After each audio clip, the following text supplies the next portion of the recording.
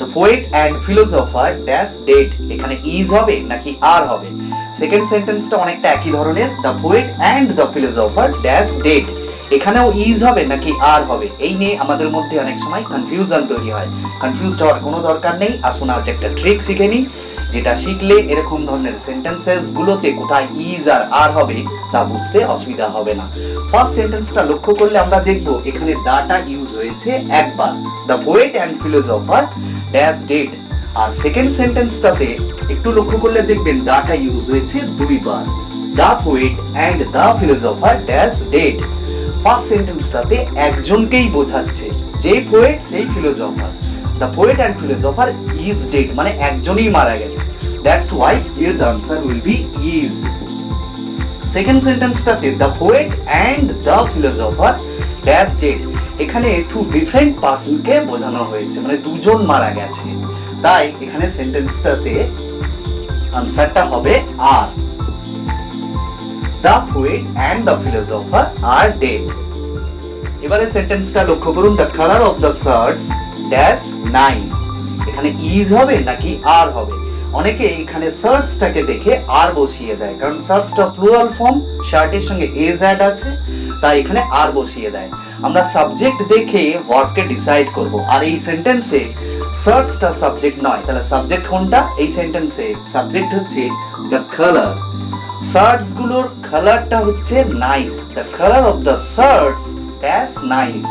Colour হচ্ছে singular noun, তাই ভার্বটাও সিঙ্গুলার হবে, and that is। তাহলে কারেক্ট আনসার হচ্ছে the color of the shirts is nice।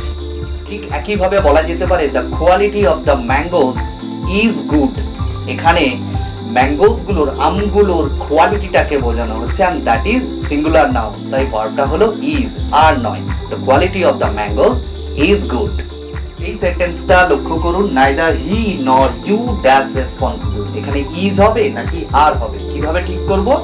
যখন দুটো সাবজেক্টস নর বা অর দিয়ে অ্যাড হয়, আর সেই সাবজেক্টস দুটো যদি ডিফারেন্ট পারসনসে হয়, যেমন এখানে আছে দেখুন, হিটা এখানে হচ্ছে থার্ড পারসন, আর ইউটা এখানে হচ্ছে সেকেন্ড পারসন। কি দিয়ে অ্যাড হয়েছে? নর দিয়ে অ্যাড হয়েছে এখানে। তখন এই যে শূন্যস্থানে ইজ হবে না আর হবে সেটা ডিপেন্ড করে ঠিক তার পাশে যে সাবজেক্টটা থাকে তার উপর ডিপেন্ড করে। তাহলে ইউ এর পরে ইজ আর এর মধ্যে কি হয় আমরা সবাই জানি, and that is আর। তাই এখানে হলো neither he nor you are responsible। এই ইউ এর জায়গায় যদি আই থাকতো তাহলে এখানে আনসারটা হতো am, neither he nor I am responsible। আবার এখানে যদি আইদার অর দিয়ে সেন্টেন্সটা থাকতো একই রুলস আমাদের ফলো করতে হতো, either he or you are responsible, either he or I am responsible. 5 number সেন্টেন্সটা, the captain with all the players dash entering the field, captain তার সমস্ত প্লেয়ার্সদের নিয়ে মাঠে প্রবেশ করছে।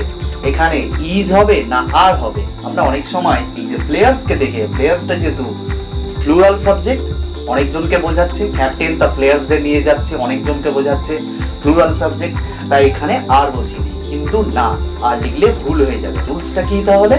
এখানে লক্ষ্য করুন, দ্য ক্যাপ্টেন এটা হচ্ছে একটা সিঙ্গুলার সাবজেক্ট, কার সঙ্গে জয়েন হচ্ছে? অল দ্য প্লেয়ার্স, প্লুরাল সাবজেক্টের সঙ্গে। কি দিয়ে জয়েন হচ্ছে? উইথ দিয়ে।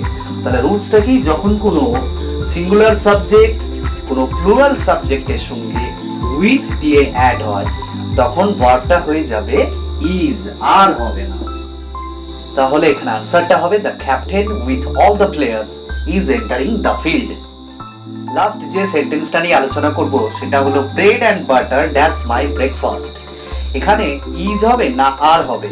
এই যে ব্রেড অ্যান্ড বাটার দুটো সাবজেক্টকে দেখে দুটো জিনিসের নাম বলা আছে, তাই অনেকে এখানে আর লিখে ফেলে, কিন্তু আর লিখলে এখানে আনসারটা ভুল হয়ে যাবে।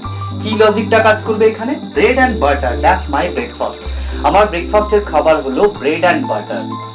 শুধু শুধু বাটারকে আমরা খেতে পারি না, বা ব্রেডকে খেতে পারবো না, ব্রেডের উপর বাটার বা মাখন লাগিয়ে আমাদেরকে খেতে হয়। তার মানে ব্রেড অ্যান্ড বাটার এটাকে একটা হোলসাম ফুড হিসাবে ধরা হচ্ছে ব্রেকফাস্টে, তাই এখানে ভার্বটা হয়ে যাবে is. Bread and butter is my breakfast. ঠিক একইভাবে বলা যেতে পারে chicken and rice is my dinner. ডিনারে একটা হোলসাম ফুড হিসাবে চিকেন অ্যান্ড রাইসকে ধরা হচ্ছে, শুধু শুধু রাইস খেতে পারবো না, বা চিকেন শুধু খেলে ভালো লাগবে না, একসঙ্গে রাইস আর চিকেন খেলে ভালো লাগবে। তাই chicken and rice wholesome food, তাই chicken and rice is my dinner. Thanks a lot পুরো ভিডিওটা দেখার জন্য। দেখা হচ্ছে পরবর্তী কোনো ভিডিওতে, ততদিন আপনারা ভালো থাকুন।